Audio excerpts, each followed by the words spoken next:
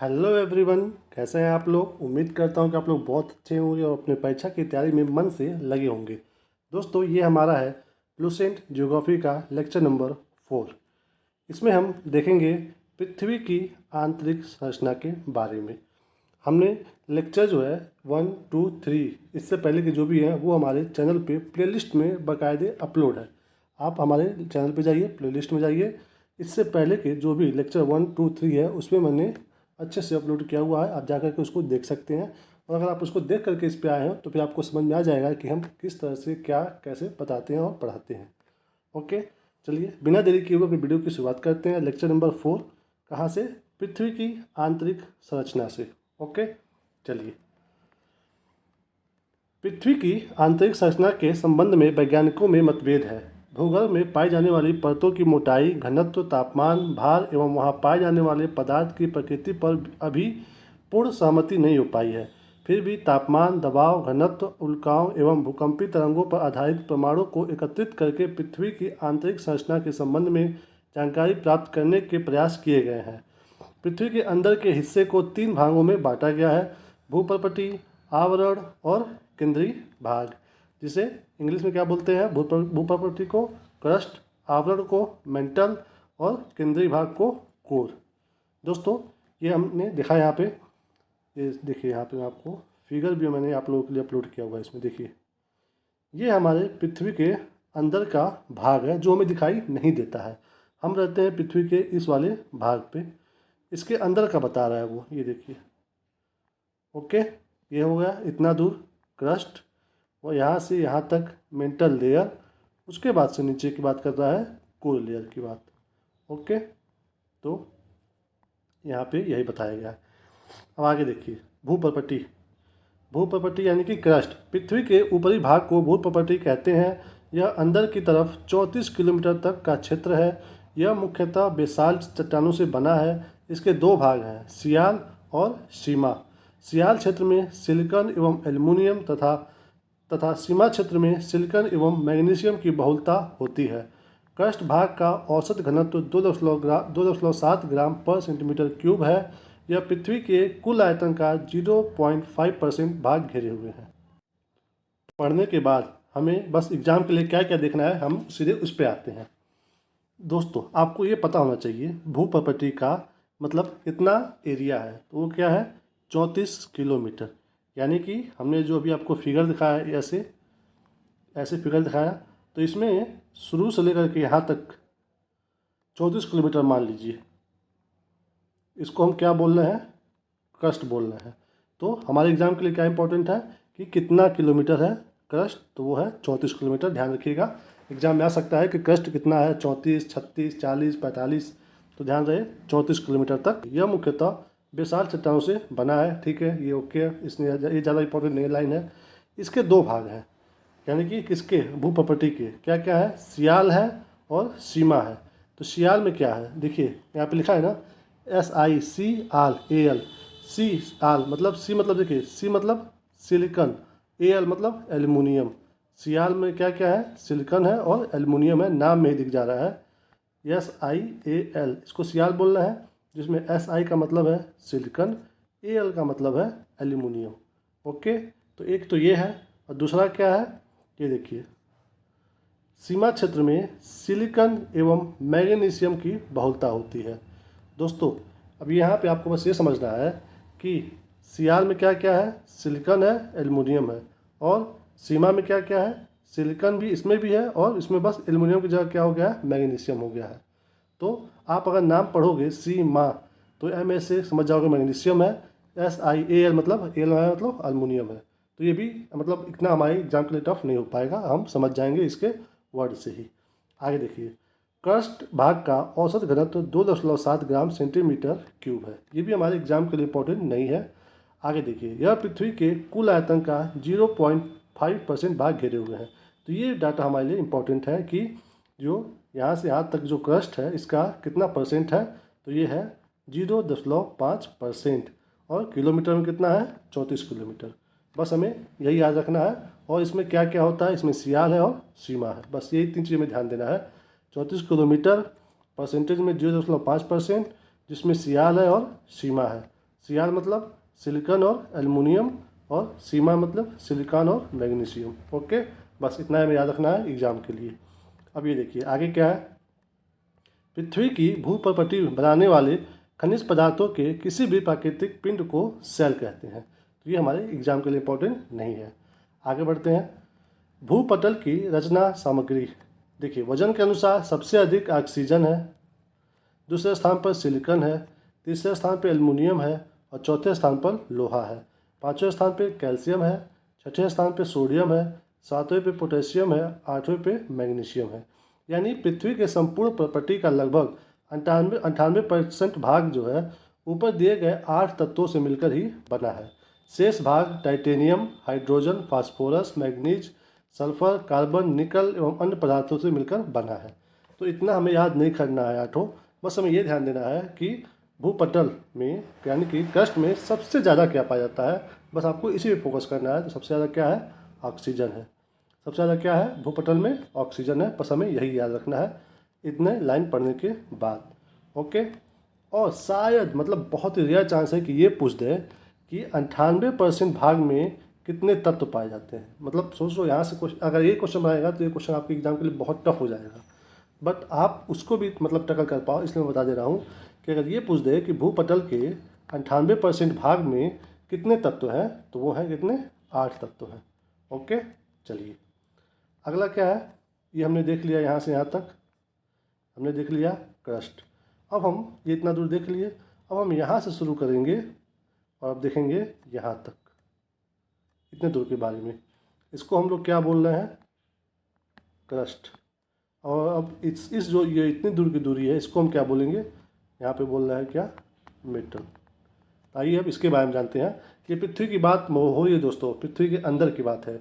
मतलब यहाँ पे हम लोग रह रहे हैं, हमारा यहाँ पे घर है, बिल्डिंग है, सब कुछ है यहाँ पे। इसके नीचे भी बात हो गई है क्रस्ट की। अब उसके और नीचे जा रहे हैं हम, या जिसको बोलते हैं हम लोग मेटल। तो वहाँ की बात हो रही है कि देखें वहाँ तक कितने दूर तक मेटल बोल रहा है, वहाँ क्या क्या मिल रहा है, चलिए देखते हैं। ये देखिए मेंटल, ये है 29 किलोमीटर मोटा। यह क्षेत्र मुख्यतः विशाल पत्थरों के समूह की चट्टानों से बना है। मेंटल के इस हिस्से में मैग्मा चैम्बर पाए जाते हैं। इसका औसत घनत्व 3.5 ग्राम पर सेंटीमीटर क्यूब से 5.5 ग्राम पर सेंटीमीटर क्यूब है।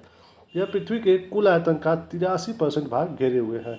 ओके, तो ये हो गया मेंटल की बात कर रही है। यानी कि ये जो यहाँ से यहाँ तक का जो एरिया है ये है सबसे ज़्यादा, यानी कि 2900 किलोमीटर का है दोस्तों। ओके, आपको याद रखना है 2900 किलोमीटर का, जो कि परसेंटेज में कितना बन रहा है, 83% बन रहा है। ओके, बस आपको यहाँ पे यही याद मतलब रखना है। यहाँ पे जो लिखा हुआ है मैग्मा चैम्बर, तो ये बता रहा है कि जब पृथ्वी के भीतर से कोई भी जब ज्वालामुखी निकलता है तो मैक्सिमम ज्वालामुखी जो है पृथ्वी में ही अंदर फंस के रह जाता है। तो वहाँ पे वो मैग्मा चैम्बर यानी कि एक चट्टान बना लेता है, तो वो उसकी बात कर रहा है। तो हमारे एग्जाम के लिए इंपॉर्टेंट नहीं है। तो हमें बस मेंटल में ये ध्यान देना है कि ये 2900 किलोमीटर मोटा है, जो कि परसेंटेज में बन रहा है 83%। और ये क्या है, विशाल पत्थर, तो नॉर्मल सी बात हो गई, और इसमें मैग्मा चैम्बर पाए जाते हैं। बस आपके एग्जाम में यहाँ से ऐसे आ सकता है क्वेश्चन कि किस भाग में मैग्मा चैम्बर पाया जाता है। तो आपको ध्यान देना है कि वो ना तो मैग्मा चैम्बर किस में पाया जाता है, तो अगर ऑप्शन में ये आपके आ जाए भूप्रपटी, आवरण यानी कि मेंटल, केंद्रीय भाग, और इनमें से कुछ भी दे दे ऑप्शन चौथे नंबर पे, तो ध्यान देना है कहाँ पाया जाता है, मेंटल में पाया जाता है। क्या चीज़ पाया जाता है मेंटल में, यहाँ पे हमने पढ़ा है अभी मैग्मा चैम्बर। ओके, ये भी एग्जाम में क्वेश्चन ऐसे बन सकता है। आगे चलते हैं। देखिए दोस्तों, अब ये जो एरिया है ये है 2900 किलोमीटर का एरिया है। तो ऐसा तो है नहीं कि 2900 किलोमीटर को हम अगर कभी अध्ययन करेंगे तो ऐसे ही अध्ययन कर लेंगे बिना मतलब एक देखिए, अगर खूब लंबा चौड़ा रास्ता होता है तो उसको हम बांटते हैं ताकि हम छोटे छोटा एरिया बना करके उसको प्रॉपर अध्ययन कर सकें।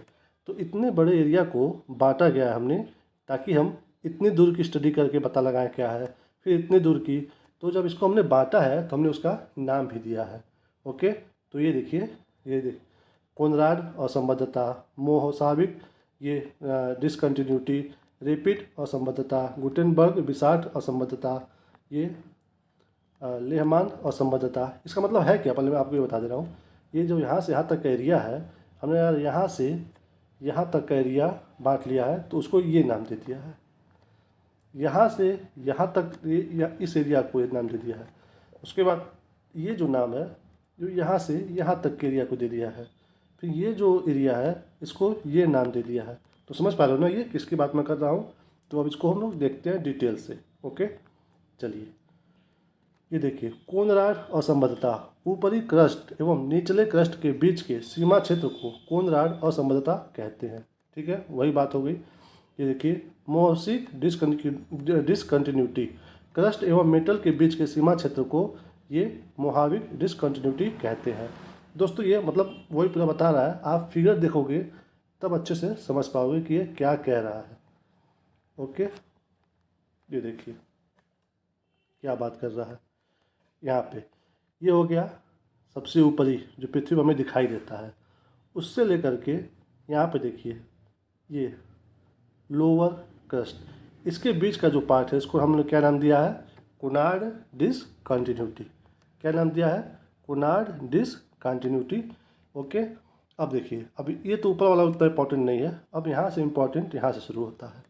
आपको एग्जाम में क्या याद रखना है कि अपर मेंटल ये हो गया और लोअर मेंटल ये हो गया।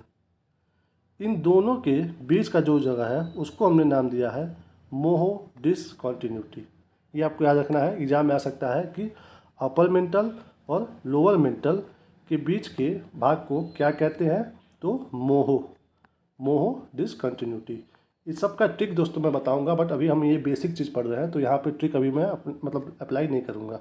यहाँ पे मैं बस आपको पहली बार रीडिंग करके बता रहा हूँ, समझा रहा हूँ, तो आपको अच्छे से समझना है, जानना है। जब हम याद करने वाले फेज में चलेंगे तो वहाँ पे हम ट्रिक देखेंगे इसका।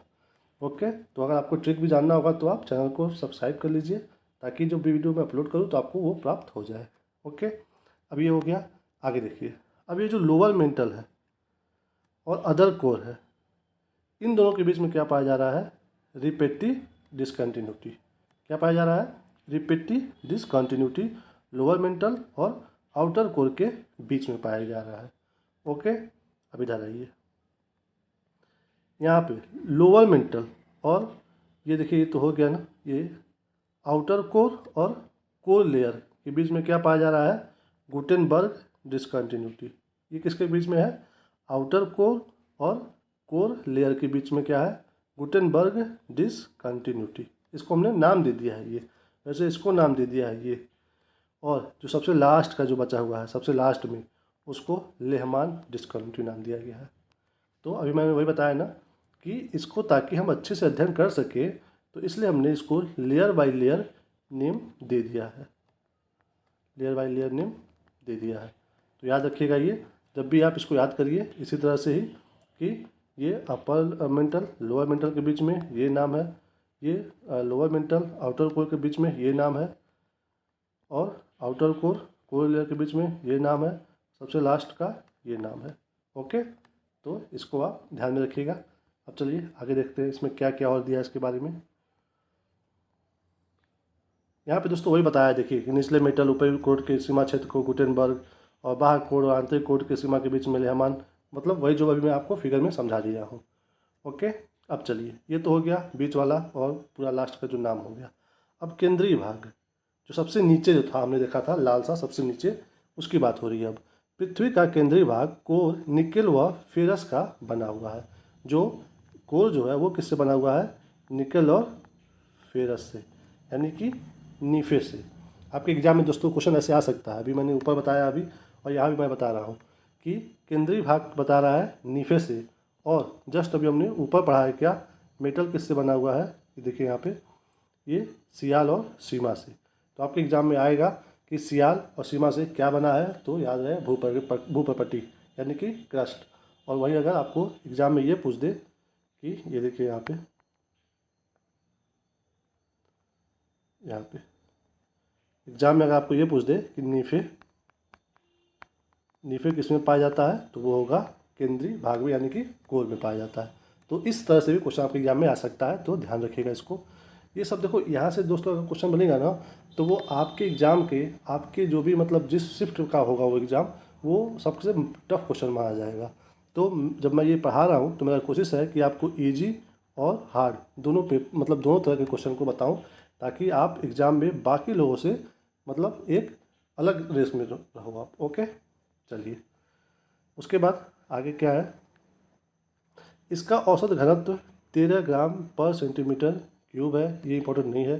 पृथ्वी का केंद्रीय भाग संभवतः द्रव अथवा प्लास्टिक अवस्था में है।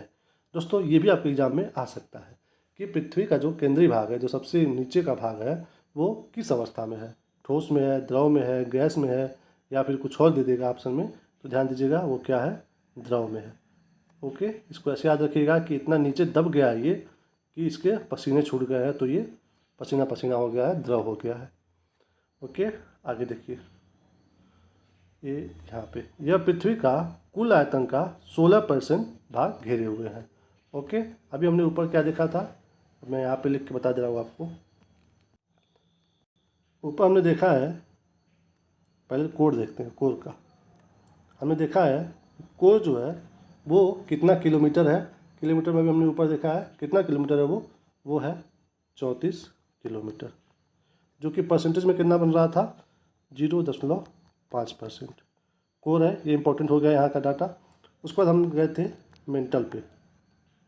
ये कितना था, ये था दोस्तों, अभी हमने ऊपर ही देखा है कितना किलोमीटर तक था, ये था 2900 किलोमीटर तक।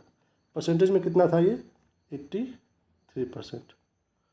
उसके बाद हम लास्ट में गए हैं क्या, ये तो हो गया कोर। ये नहीं दोस्तों, कोर नहीं, मिसप्रिंट हो गया, क्रस्ट, भूपटल की बात हो रही है। उसके बाद हम आए हैं कोर पे, जो कि सबसे नीचे का पार्ट है। ये जो है इसका किलोमीटर मतलब अभी डिसाइड नहीं हुआ है, बट आप इसको परसेंटेज में जान सकते हो कि ये है 16%। तो ये आपके सामने इम्पॉर्टेंट डाटा है इस मतलब टॉपिक से रिलेटेड, कि जो हमारा क्रस्ट है 34 किलोमीटर है, जो कि 0.5% है। मेंटल जो है वो 2900 किलोमीटर है, जो कि 83% है। और कोर जो लास्ट का है वो है 16%, और जो है वो द्रव अवस्था में है।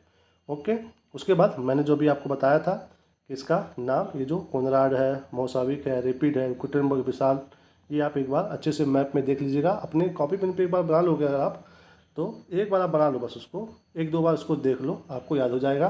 फिर जब हम ट्रिक बताएंगे तो बहुत ईजिली से याद हो जाएगा वो। ओके, चलिए, तो ये हो गया। यहाँ पे आगे क्या है, पृथ्वी का औसत घनत्व 5.5 ग्राम पर सेंटीमीटर क्यूब एवं औसत त्रिज्या लगभग 6370 किलोमीटर है।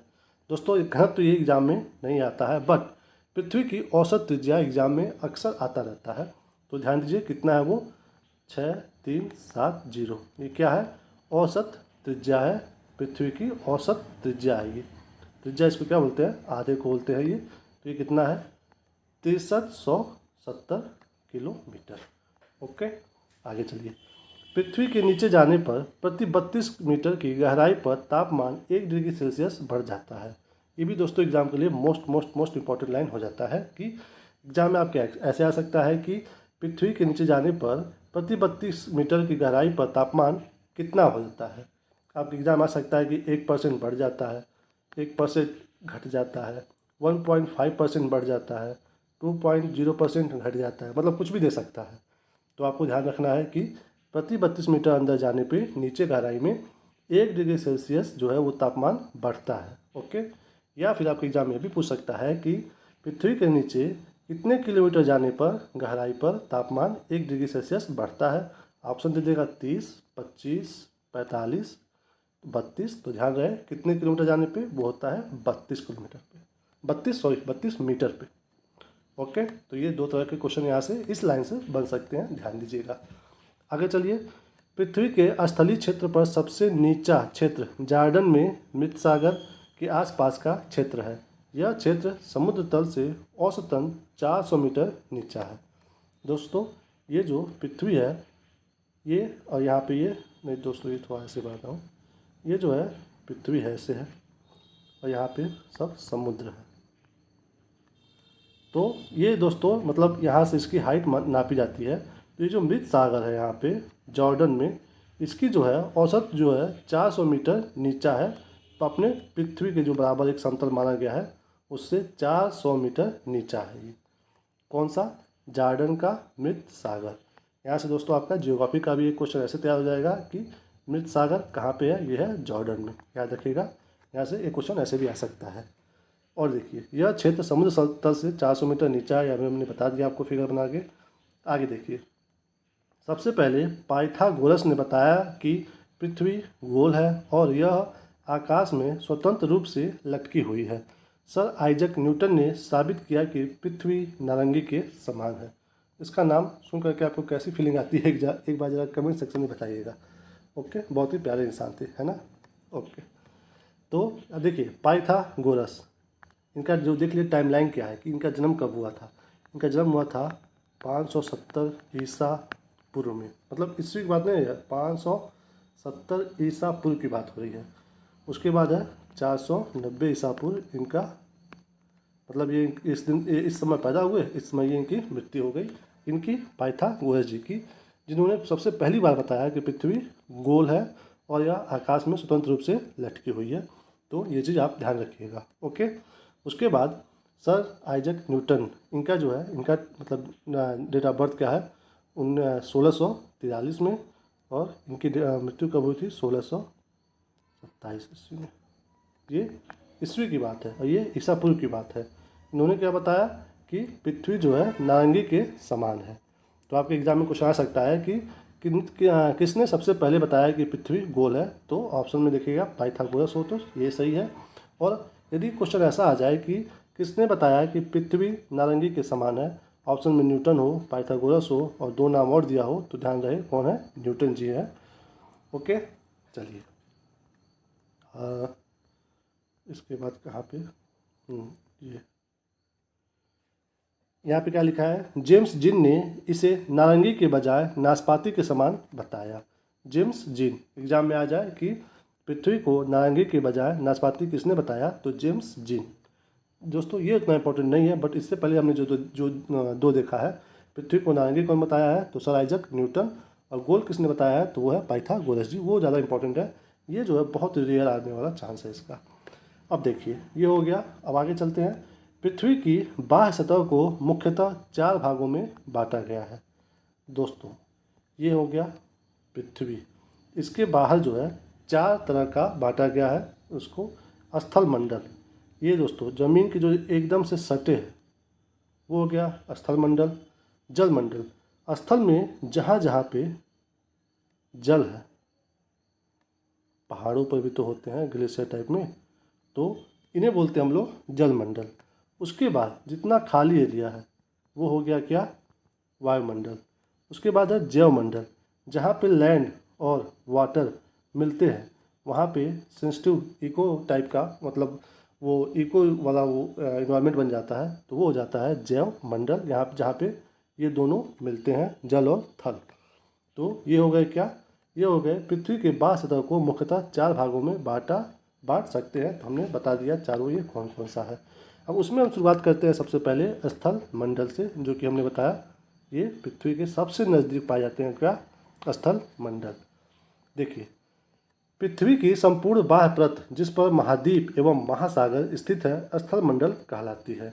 पृथ्वी के कुल 29% भाग पर स्थल तथा 71% भाग पर जल है। ये आप बचपन से शायद पढ़ते आए होंगे कि पृथ्वी पे 29% क्या है, वो है स्थल, और 71% भाग पे है जल। ओके, तो ये आप जानते रहिए, एग्जाम में ये ऐसे क्वेश्चन शायद ही पूछे, शायद ही। पृथ्वी के कुल भू क्षेत्रफल व जल क्षेत्रफल का अनुपात 3:7 है। तो ये आप समझ जाइए, नॉर्मली 3:7 है। अब देखिए पृथ्वी के उत्तरी गोलार्ध का 61% तथा दक्षिणी गोलार्ध का 81% क्षेत्रफल जो है वो जल का साम्राज्य है। 61% ये हमारा जो पृथ्वी है, तो इसमें अगर बीच में भूमध्य रेखा है, तो इसके उत्तर का जो पार्ट है इसमें जो है पूरे, मतलब यहाँ से यहाँ तक के पार्ट में, इस पार्ट में 61% क्या है, वो है जल, और 81% नीचे है, यानी कि दक्षिण में। तो एग्जाम में अगर आपके आ जाए कि सबसे ज़्यादा जल का साम्राज्य कहाँ पे है, उत्तरी गोलार्ध, दक्षिणी गोलार्ध, या फिर कुछ और ऑप्शन दे दे, तो कौन से होगा? दक्षिणी गोलार्ध में 81%, या फिर परसेंट पूछ दे कि दक्षिणी गोलार्ध में कितना है, तो ध्यान रहे 81% है।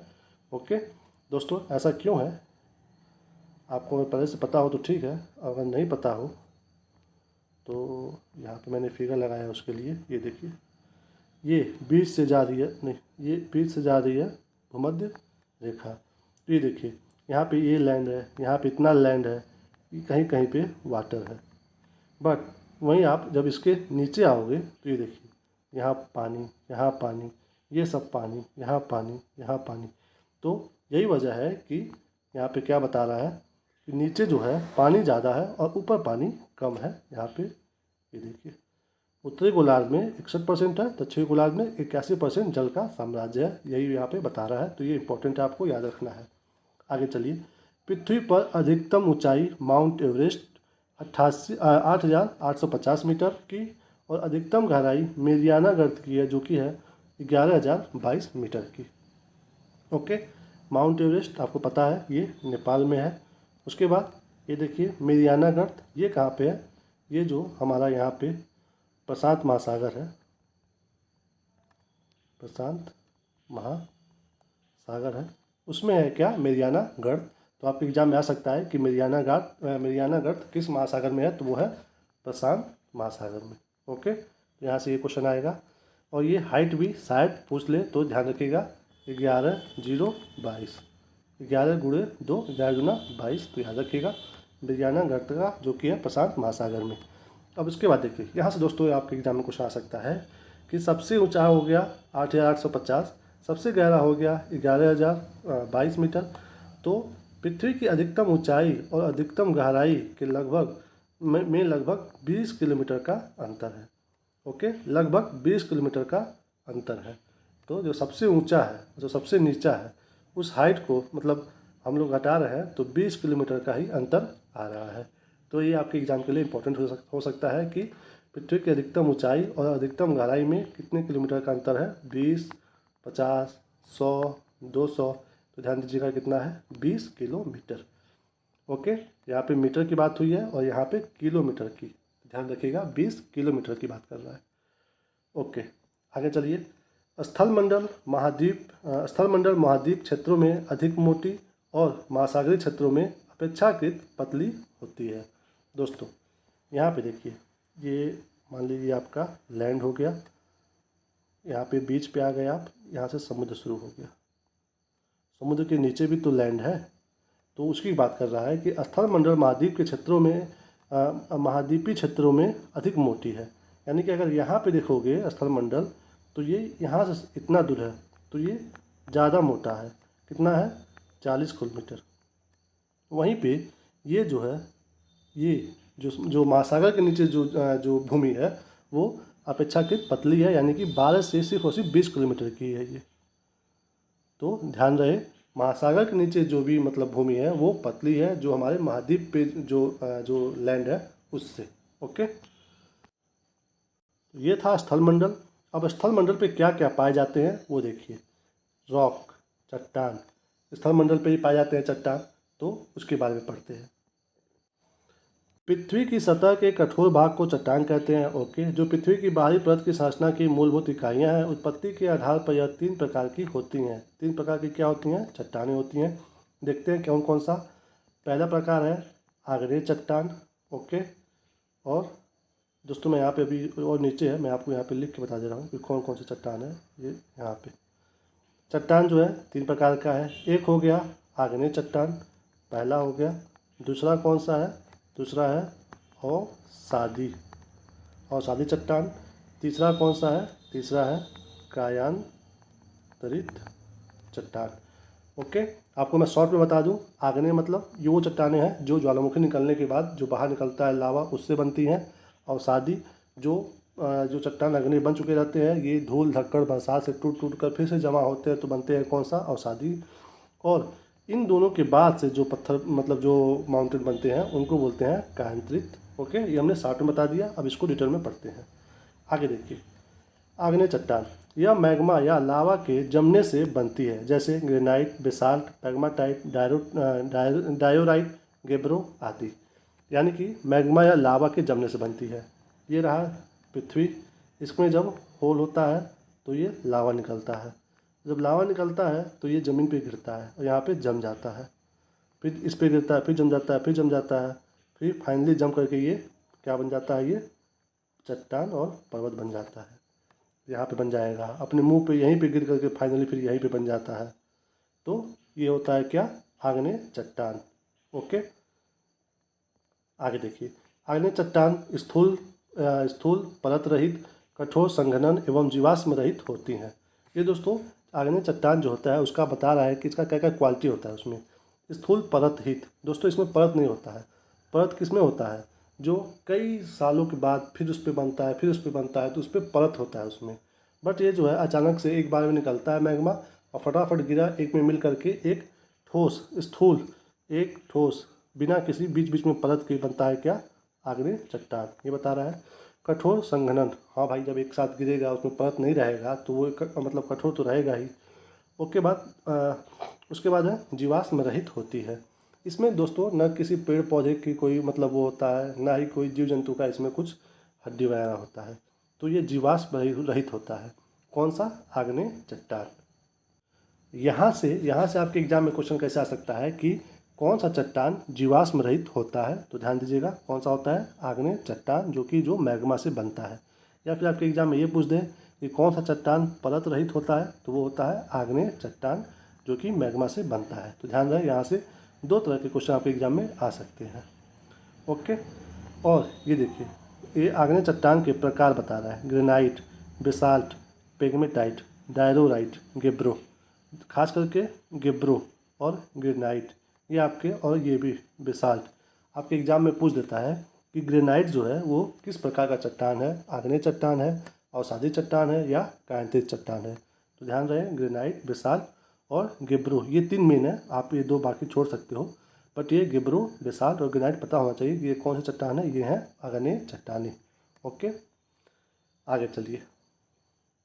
आगे बता दिया कि कठोर होता है, जीवाश्म रहित होता है। उसको बाद बता रहा है कि आर्थिक रूप से यह बहुत ही संपन्न चट्टान है। ओके, इसमें चुंबकीय लोहा, निकिल, तांबा, सीसा, जस्ता, क्रोमाइट, मैंगनीज, सोना, प्लेटिनियम पाए जाते हैं। ये इंपॉर्टेंट नहीं है क्योंकि इतना सारा है, अभी बाकी में भी पाया जाता है थोड़ा बहुत, तो इतना इंपॉर्टेंट ये अभी नहीं है। ये देखिए, ग्रेनाइट के 2 प्रमुख घटक हैं, क्या क्या है, सिलिका एवं एल्युमिनियम। ये हमारे लिए इंपॉर्टेंट हो जाते हैं कि सिलिका जो है और एल्युमिनियम ये किसके घटक हैं, तो याद रखिएगा ग्रेनाइट के घटक हैं। अभी हमने ऊपर पढ़ा ना, यहाँ पे ये देखिए, आपके एग्जाम में पूछ सकता है, या फिर दोनों एक साथ पूछ दे, या फिर सिर्फ इतना पूछ सकता है कि सिलिका किसका घटक है। ऑप्शन में दे देगा आपके ग्रेनाइट, बेसाल्ट, डायरोराइट, गेब्रो। तो उत्तर क्या होगा, ग्रेनाइट, यहाँ पे लिखा हुआ है।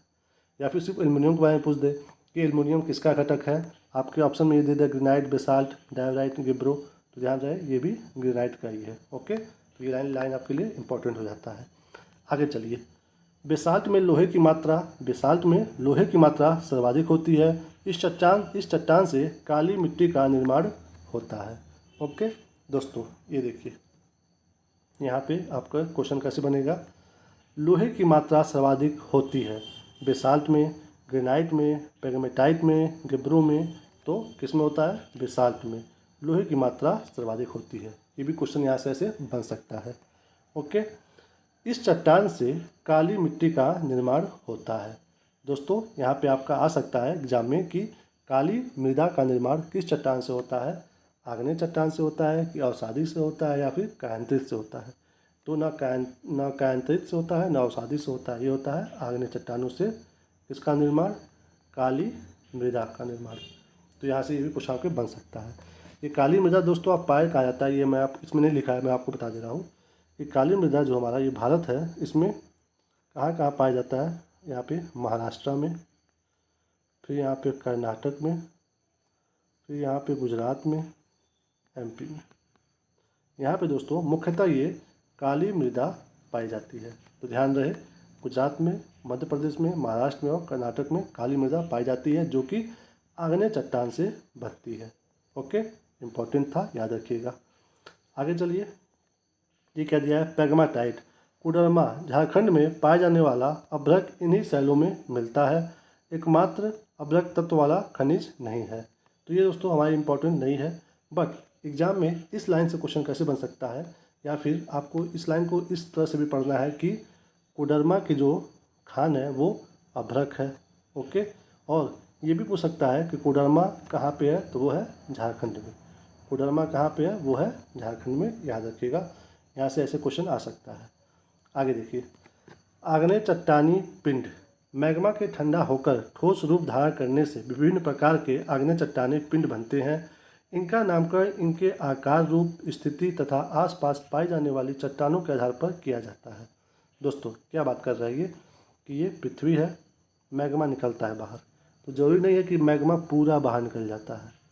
कुछ मैग्मा बाहर आ जाते हैं, कुछ मैग्मा यहीं पे आके फंस जाते हैं, कुछ मैग्मा यहीं पे फंस जाते हैं, और कुछ मैग्मा जहाँ से शुरू होता है वहीं पे फैल जाते हैं। तो जो यहाँ पे फैल जाता है, जो यहाँ पे फैल जाता है, जो यहाँ पे फैल जाता है, या फिर जो बाहर आकर के फैल जाता है, तो उन सब का नाम दिया गया है अलग अलग। तो वही यहाँ पे बता रहा है, क्या कह रहा है कि आसपास पाई जाने वाली चट्टानों के आधार पर किया जाता है उनका नामकरण। ओके। अधिकांश चट्टानी पिंड, क्योंकि यहाँ पे अधिकांश चट्टानी पिंड अंतर्वेदी आग्नेय चट्टानों से बनते हैं। यानी कि जो यहाँ से मैंने बताया पृथ्वी के अंदर जो निकलता है मैग्मा, तो जो इसमें अधिकांश चट्टानी पिंड है वो जो है अंतर्वेदी आग्नेय चट्टानों से बनते हैं। मैक्सिमम जो है वो पिंड अंदर बनते हैं। कोई यहाँ रुक गया, कोई यहाँ रुक गया, कोई यहाँ रुक गया, बहुत मतलब कम मात्रा में बाहर आ पाते हैं और यहाँ पे चट्टान बन पाते हैं। अदरवाइज मैक्सिमम अंदर ही कहीं कहीं जमा हो जाते हैं, वो यहाँ पे बता रहा है। आगे चलिए। तो जो यहाँ पे ऐसे आकर के रुक जाता है यहाँ पे, तो उसका नाम क्या क्या है? पहला है बैथोलिथ। दोस्तों ये आपके मतलब ये एग्जाम में बहुत रेयर आने वाला है, इसलिए मैं इस चीज़ को थोड़ा सा एक फास्ट मोड में पढ़ाऊँगा। ओके। बैथोलिथ, देखिए दोस्तों मैग्मा निकला यहाँ पे, अभी जहाँ पे निकलना शुरू हुआ तुरंत वहीं पे ही फैल गया, जहाँ निकलना शुरू हुआ वहीं पे फैल गया, तो उस पिंड को क्या बोलेंगे? बैथोलिथ बोलेंगे। ओके, बस आपको यही जानना है। और यहाँ से निकलना शुरू हुआ, यहीं पे फैल गया और ऐसे फैल गया, इसका जो है ये चार कोने टाइप का बन गया, यहीं पे फैल गया। बस आपको यही जानना है कि सबसे पहली अवस्था क्या होती है? बैथोलिथ, जो कि निकलते ही यहाँ पे जम जाती है। ओके, आगे चलिए। स्टॉक, छोटे आकार के बैथोलिथ को स्टॉक कहते हैं। मतलब अगर निकलते ही बड़ा रूप ले लिया तो बैथोलिथ, छोटा आकार ले लिया तो स्टॉक। ओके, बस यहाँ पे यही दिया हुआ है। आगे चलते हैं। ये देखिए लैकोलिथ, जब मैग्मा ऊपर की परत को जोर से ऊपर को उठाता है और गुंबद का रूप में जम जाता है तो इसे लैकोलिथ कहते हैं। देखिए दोस्तों मैग्मा निकला और यहाँ तक आ गया, यहाँ तक, मतलब ऐसे देखिए तो सीधा थोड़ी निकलता है, इधर से निकल जाएगा, इधर से निकल जाएगा, यहाँ से निकल जाएगा। तो जो यहाँ पे आके रुक जाता है, मतलब ये क्या ये पृथ्वी है, ये पृथ्वी है, यहाँ तक आ गया बट बाहर नहीं आ पाया। तो वैसे अगर जो अंदर ये जम गया यहीं पे पृथ्वी के अंदर ही, तो इसको क्या बोलेंगे? लैकोलिथ। मैग्मा की तेजी ऊपर उठने के कारण यह गुंबद का ठोस पिंड छतरीनुमा दिखाई देता है। उत्तरी अमेरिका के पश्चिमी भाग में लैकोलिथ के कई उदाहरण मिलते हैं। बस आप ये जानिए, थोड़ा सा ऊपर आया, जम गया यहीं पे छतरीनुमा, तो ये है लैकोलिथ। आगे देखिए, लैकोलिथ बहिर्वेदी ज्वालामुखी पर्वत का ही एक अंतर्वेदी मतलब प्रतिरूप है, वही जो मैं बताया हूँ। उसके बाद ये देखिए लैपोलिथ, जब मैग्मा जमकर तस्तरीनुमा आकार ग्रहण कर लेता है तो उसे लैपोलिथ कहते हैं। दोस्तों यहाँ पे मैग्मा आपका ज़मीन से फाइनली बाहर आया, बाहर आ करके आप ऊपर से देखोगे तो वो कैसे जमा होता है? ऐसे, मतलब इस बीच में से ऊपर आया है और ऐसे ही गोल गोल में अपने आसपास में ही जमा हो गया है। तो इस ऐसे अगर जमा हुआ रहता है तो उसको क्या बोलते हैं? लैपोलिथ। बस आप ये जानिए लैपोलिथ दक्षिण अमेरिका में मिलते हैं। ओके, आगे देखिए फैकोलिथ, जब मैग्मा लहरदार आकृति में जमता है तो फैकोलिथ कहलाता है। अभी मैंने बताया ऐसे जमता है, अब अगर मैग्मा ऐसे निकल करके ऐसे ऐसे जम जाए तो उसको बोलेंगे फैकोलिथ। कैसे? ऐसे निकला, ऐसे ऐसे जम गया, फैकोलिथ। इसके बाद है सील, जब मैग्मा भूपृष्ठ पे, देखिए जब मैग्मा भूपृष्ठ के समानांतर परतों में फैलकर जमता है तो उसे सील कहते हैं। मतलब नॉर्मली जैसे अगर भूपृष्ठ है तो इसी के समांतर अगर फैल जा रहा है तो इसको क्या बोल रहे हैं? सील। इसकी मोटाई 1 मीटर से लेकर सैकड़ों मीटर तक होती है। छत्तीसगढ़ तथा झारखंड में सील पाए जाते हैं। 1 मीटर से कम मोटाई वाले सील को सीट कहते हैं। तो बस ये इम्पोर्टेंट नहीं है। आगे चलिए। डाइक, जब मैग्मा किसी लंबवत दरार में जमता है तो डाइक कहते हैं। तो ये तो हो गया ऊपर समानांतर डाइक, जब ऐसे पृथ्वी में कोई दरार हो, ये मान ली पूरा पृथ्वी है, कहीं ऐसे दरार हो तो मैग्मा मान ली इस पर गिरा और इसमें बह करके यहीं पे जम गया, तो इसको क्या बोलेंगे? डाइक। ओके, आगे चलिए। झारखंड के सिंहभूमि जिले में अनेक डाइक दिखाई देते हैं। ओके, चलिए, ये भी इम्पोर्टेंट नहीं है। तो ये हो गया, अभी क्या था? ये था आग्नेय चट्टानें। अब चलते हैं दूसरे प्रकार के जो चट्टान है, वो है अवसादी चट्टान।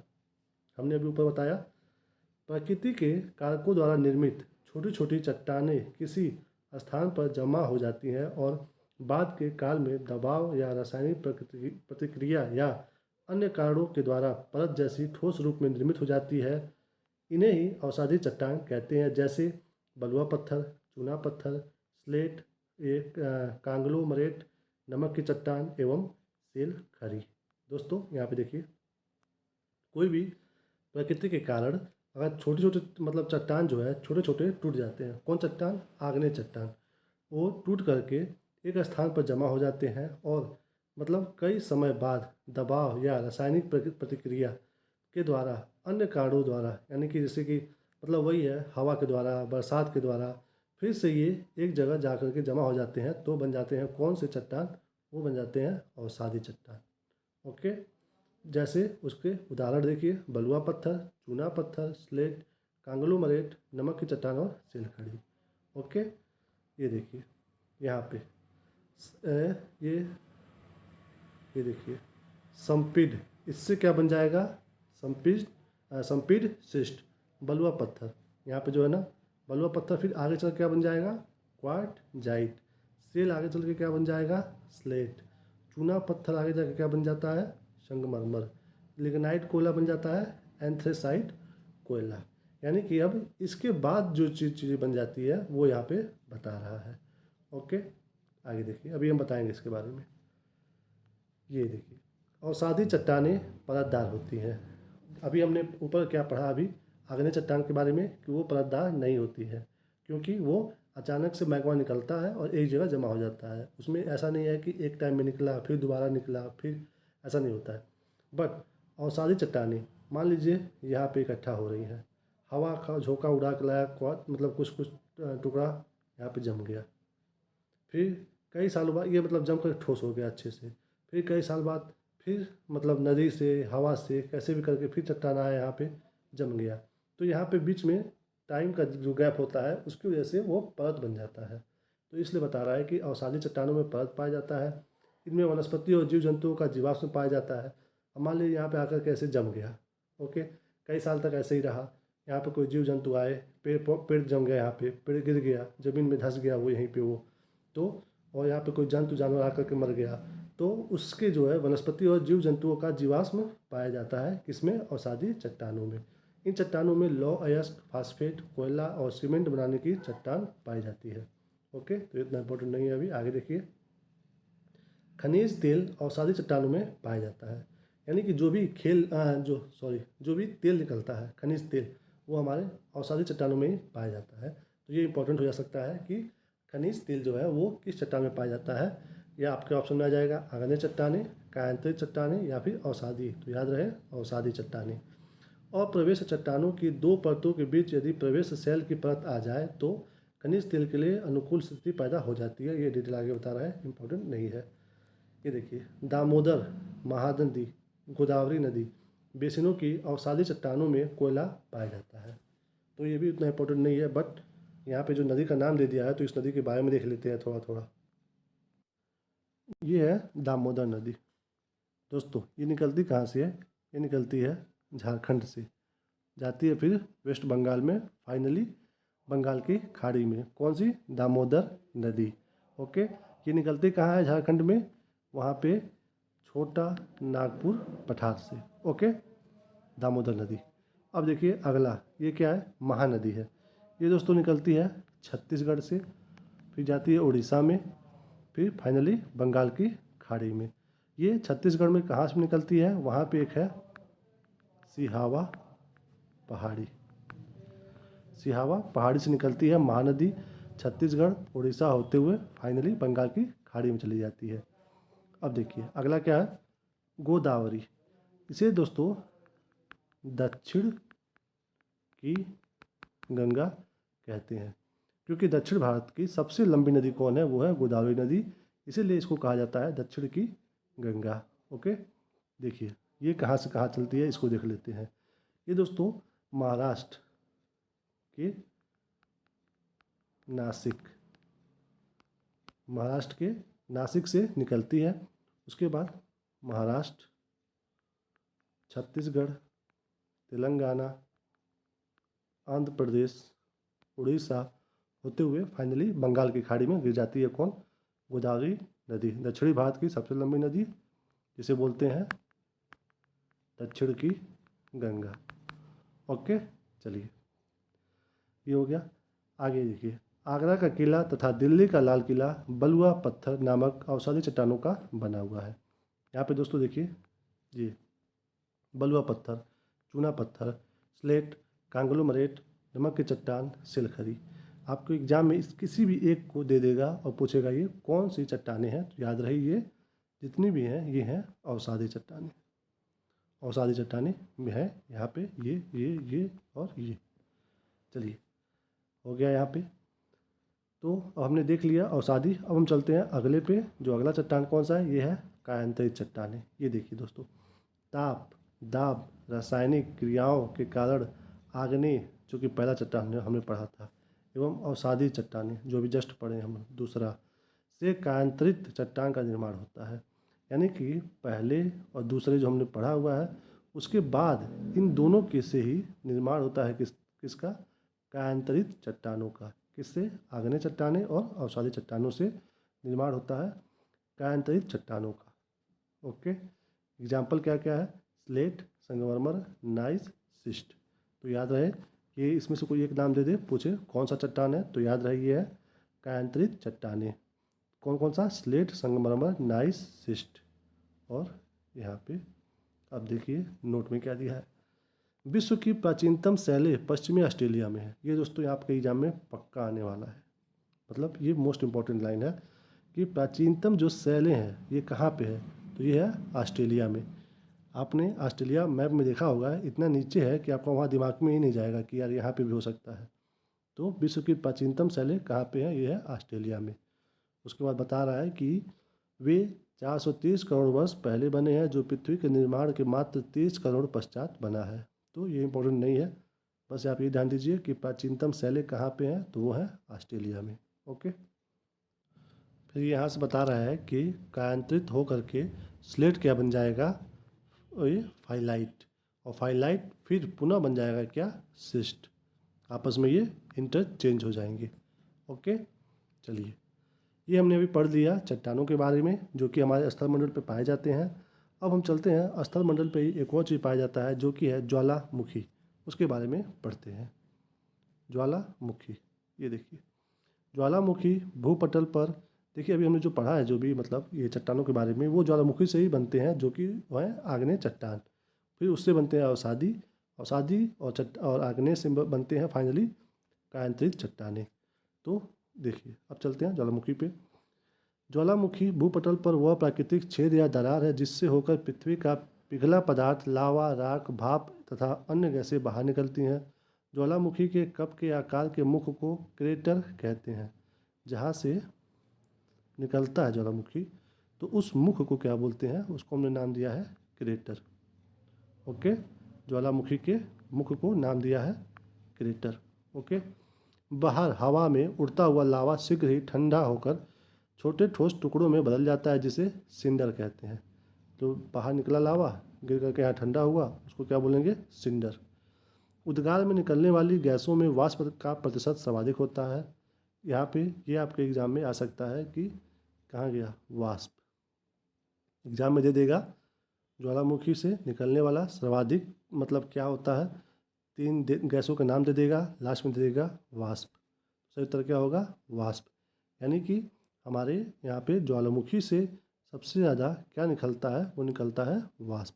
यहाँ पे लिखा है उद्गार में निकलने वाली गैसों में वाष्प का प्रतिशत सर्वाधिक होता है, वाष्प। ध्यान रहे, मोस्ट मोस्ट मोस्ट इम्पॉर्टेंट। पेले अश्रु में पेलेज टीयर्स की उत्पत्ति ज्वालामुखी के उद्गार के समय ही होता है। ये क्या है?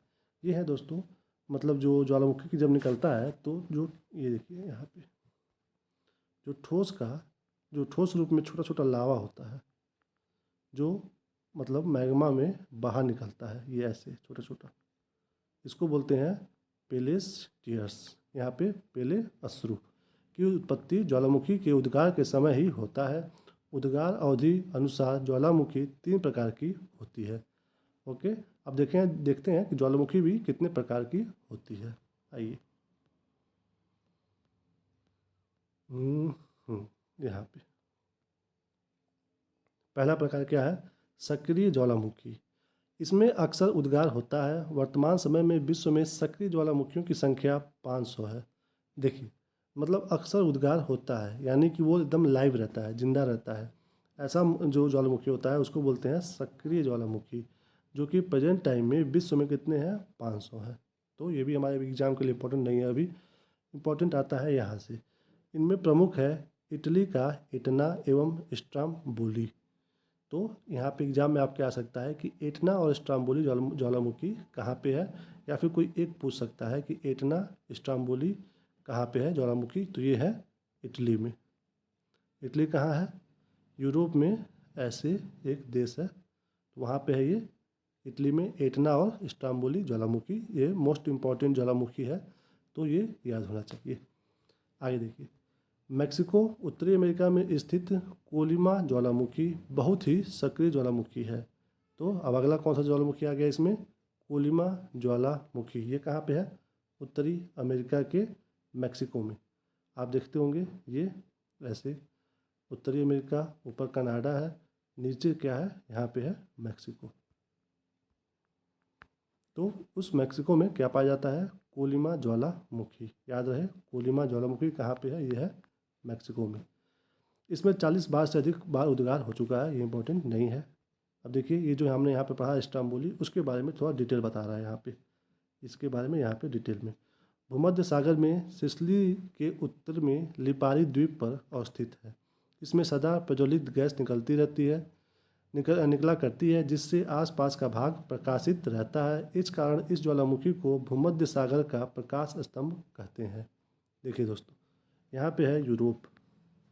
यूरोप से ऐसे निकला हुआ है इटली। इटली के पास यहाँ पे है सिसिली द्वीप, यहाँ पे लिखा है ना, यहाँ पे ये सिसिली द्वीप, ये यहीं पे है। और इस सिसिली के उत्तर में, इसके उत्तर में यहाँ पे है लिपारी द्वीप। तो लिपारी द्वीप पे क्या है? स्ट्राम्बोली है, जो कि इटली में ही आता है।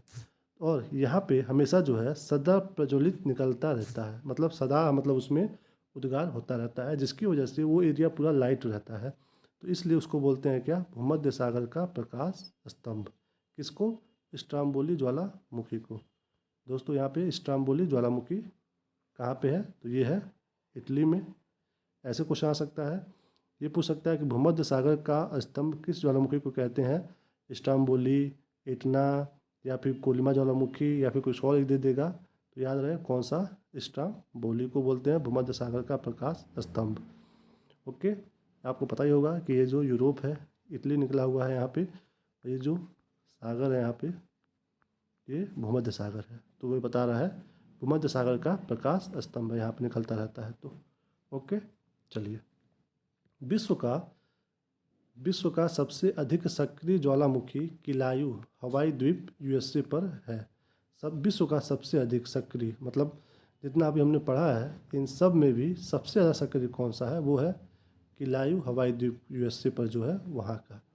देखिए दोस्तों, ये यहाँ पे आपका यूएसए बता रहा हूँ मैं, मान लीजिए यहाँ पे मैक्सिको बताया, यहाँ पे ऊपर कनाडा है।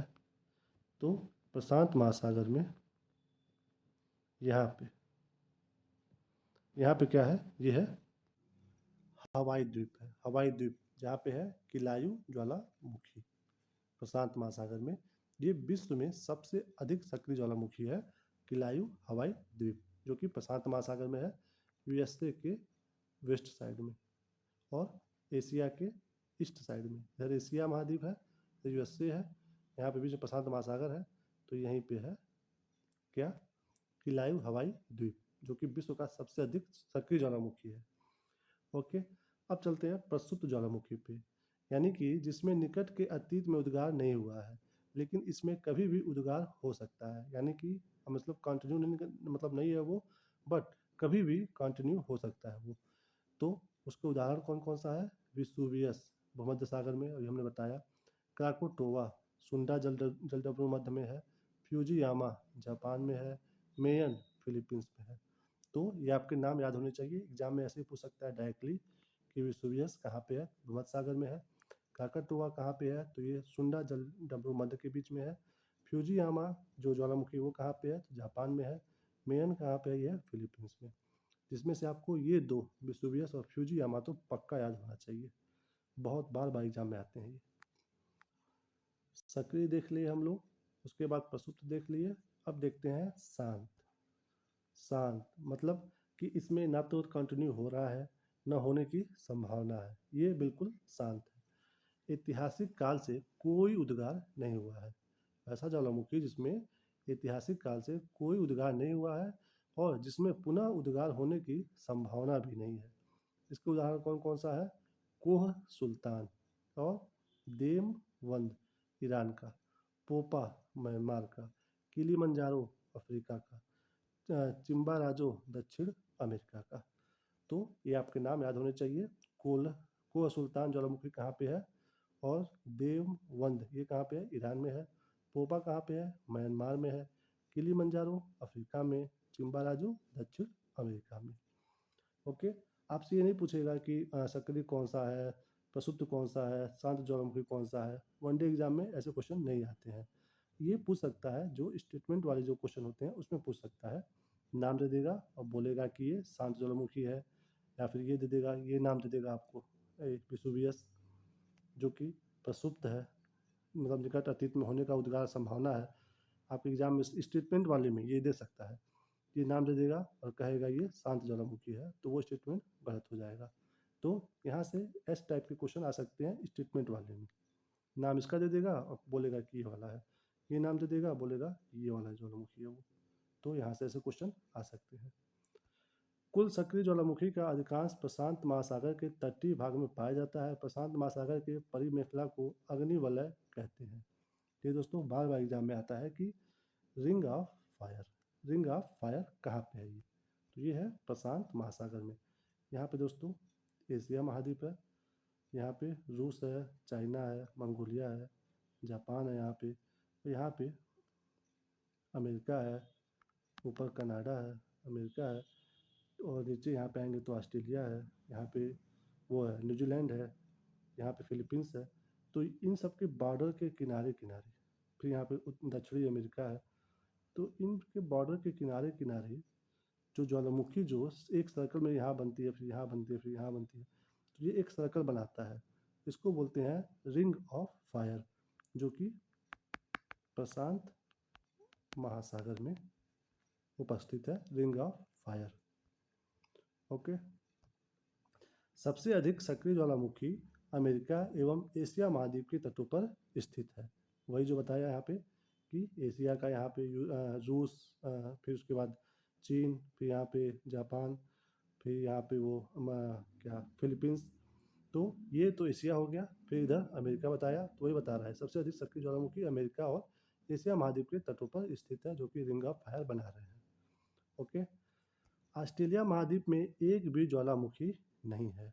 तो जो नीचे ज्वालामुखी ये है ऑस्ट्रेलिया, यहाँ पे एक भी ज्वालामुखी नहीं है। ये आपके एग्जाम में आ सकता है कि कौन सा ऐसा महाद्वीप है जहाँ पे एक भी ज्वालामुखी नहीं है। तो सही उत्तर क्या होगा? ऑस्ट्रेलिया महाद्वीप, जहाँ पे एक भी ज्वालामुखी नहीं है। उसके बाद ग्रेसर, बहुत से ज्वालामुखी क्षेत्रों में उद्गार के समय दरारों तथा सुराखों से होकर जल तथा वाष्प कुछ अधिक ऊंचाई तक निकलते हैं। इसे ही ग्रेसर कहा जाता है। जैसे ओल्ड फेथफुल ग्लेशियर, यह यूएसए के येलो स्टोन पार्क में है। इसमें प्रत्येक मिनट उद्गार होता रहता है। इसमें क्या कह रहा है? दरारों और सुराखों से। ये देखिए, एक होता है मेन, जिसको हम लोग क्या नाम दिए हैं? क्रेटर। अभी हमने ऊपर पढ़ा है, इसको क्या बोलते हैं? इसके मुख को क्रेटर। बट कहीं कहीं यहाँ पे मान लीजिए दरार हो गया, यहाँ पे दरार हो गया, इस रास्ते हल्का हल्का गैस निकल रहा है, वाष्प निकल रहा है, हल्का हल्का जल निकल रहा है थोड़ा थोड़ा, तो उसको हम लोग क्या नाम देंगे, उसको बोलेंगे ग्रेसर। तो इसका एग्जाम्पल क्या है, ओल्ड फेथफुल ग्रेसर, कहाँ पे है, यूएसए में। तो यहाँ से भी क्वेश्चन आ सकता है कि ओल्ड फेथफुल ग्रेसर कहाँ पे है, तो यह है यूएसए में, यानी कि अमेरिका में। मतलब ये ग्लेशियर क्या है, ये मेन ज्वालामुखी नहीं है, मेन ज्वालामुखी नहीं है, ये साइड में कहीं हल्का हल्का मतलब उद्गार हो रहा है दरारों से, सुराखों से, किस रूप में, जल तथा वाष्प रूप में। ओके, आगे चलिए। धुआंरे, यहाँ से आपको बस ये इंपॉर्टेंट है कि ओल्ड फेथफुल ग्लेशियर कहाँ पे, यूएसए में। धुआंरे ज्वालामुखी क्रिया के अंतिम अवस्था के प्रतीक हैं, क्या, धुआंरे। इनसे गैस व जलवाष्प निकला करते हैं। गंधयुक्त धुआरों को सोल फतारा कहा जाता है। अलास्का के कटमई पर्वत को हजारों धुआरों की घाटी कहा जाता है। ईरान का कोह सुल्तान धुआरा व न्यूजीलैंड की प्लेंटी प्लेंटी की खाड़ी में स्थित व्हाइट द्वीप का धुआरा भी प्रसिद्ध है। नॉर्मली सी बात है, ये जो बात हो रही है धुआरे की, जब ज्वालामुखी निकल चुका यहाँ पे आकर के जम गया, उसके बाद इसमें से धुआं निकलता रहता है, धुआं, उसकी बात हो रही है ये धुआरे की। तो क्या कह रहा है, ये जो है गैस और जलवाष्प रूप में निकलता रहता है अंतिम अवस्था में, जब ज्वालामुखी निकल करके सब जमने लगता है तब की बात है। ये कैसा होता है, गंधयुक्त होता है, जिसे सोल्फ तारा कहा जाता है। तो ये इंपॉर्टेंट नहीं है, ये भी उतना इम्पोर्टेंट नहीं है। यहाँ पे ये इम्पोर्टेंट हो सकता है कि कटमई पर्वत, कटमई पर्वत कहाँ पे है, ये है अलास्का में। कटमई पर्वत कहाँ पे है, अलास्का में। उसके बाद ये देखिए, वैली ऑफ द 10,000, हजारों धुआरों की घाटी किसे कहते हैं, कटमई पर्वत को कहते हैं। ये भी एग्जाम में आ सकता है कि हजारों धुआरों की घाटी किसे कहते हैं, 3-4 नाम दे देगा, तो उस किसे कहते हैं, कटमई पर्वत को, जो कि है अलास्का में। ओके, आगे देखिए, ये पूरी अभी हमने ऊपर तो इसके बारे में पढ़ा है कि कुआ सुल्तान कहाँ पे है, ये है ईरान में। उसके बाद प्लेंटी की खाड़ी, ये एग्जाम में पूछ दे कि कहाँ पे है प्लेंटी की खाड़ी, तो ये है न्यूजीलैंड में, प्लेंटी की खाड़ी।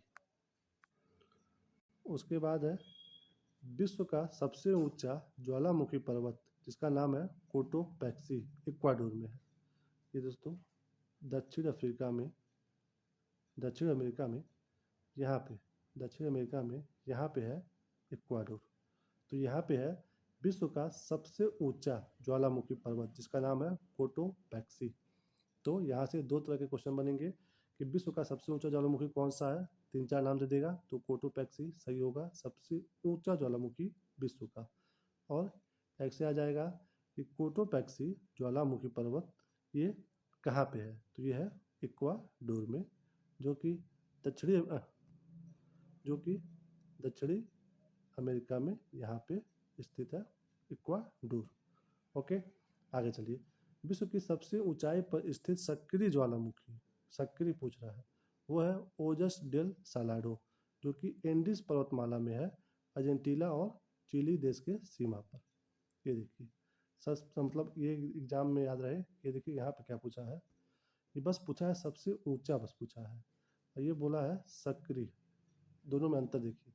सबसे ऊंचा कोटोपैक्सी इक्वाडोर का, सबसे ऊंचा सक्रिय जो है वो है ओजस डेल सलाडो, जो कि एंडीज पर्वतमाला पे है, अर्जेंटीना और चिली देश के सीमा पे, यहाँ पे है ये रहा हमारा दक्षिणी अमेरिका। तो इसमें देखिए, यहाँ से शुरू होता है एंडीज पर्वत, यहाँ तक जाता है, ये जो एंडीज पर्वतमाला की बात कर रहा है, ये ऐसे जाता है एंडीज पर्वतमाला। अब इसमें देखिए क्या कह रहा है, अर्जेंटीना और चिली देश की सीमा पे, इसमें एकदम पतला सा, यहाँ से ऐसे पतला सा इतने एरिया में है चिली, और यहाँ पे है वो क्या बोलते हैं, अर्जेंटीना। इन्हीं दोनों की सीमा पे, ये रुकिए पेन दूसरा यूज करते हैं, ये यहाँ पे, ये इन दोनों की सीमा पे यहाँ पे क्या है, ये है ओजस डेल सलाडो, ये चिली और अर्जेंटीना के सीमा पे क्या है, ओजस डेल सलाडो। विश्व का सबसे ऊंचा सक्रिय ज्वालामुखी। ओके, आगे चलिए। विश्व की सबसे ऊंचाई पर स्थित, उसके बाद है विश्व की सबसे ऊंचाई पर स्थित शांत ज्वालामुखी, जिसका नाम है एकांक गुहा। ये भी इंडिस पर्वतमाला पे ही है। अभी हमने ऊपर क्या पढ़ा है कि सक्रिय ज्वालामुखी इंडिस पर्वतमाला पे, नाम है ओजस डिल सलाडो। विश्व की सबसे ऊंचाई पर स्थित शांत शांत ज्वालामुखी, नाम है एकांक गुहा। ये भी है इंडिस पर्वतमाला पे। ओके, तो यहाँ पे ये समाप्त हुआ। इसके आगे टॉपिक है भूकंप का, जो हम कवर करेंगे आपको अगले वीडियो में, अगले लेक्चर में। इस वीडियो को हम यहीं पे समाप्त करते हैं। अगर आपको ये वीडियो पसंद आया हो तो प्लीज़ वीडियो को लाइक करिए, शेयर करिए, और नए हो तो प्लीज़ चैनल को सब्सक्राइब करिए। नए हो तो प्लीज़ प्लीज़ प्लीज़ सब्सक्राइब करिए, इससे हमें मोटिवेशन मिलता है। ओके, चलिए मिलते हैं आपको अगले वीडियो में। तब तक के लिए अपना ख्याल रखिए।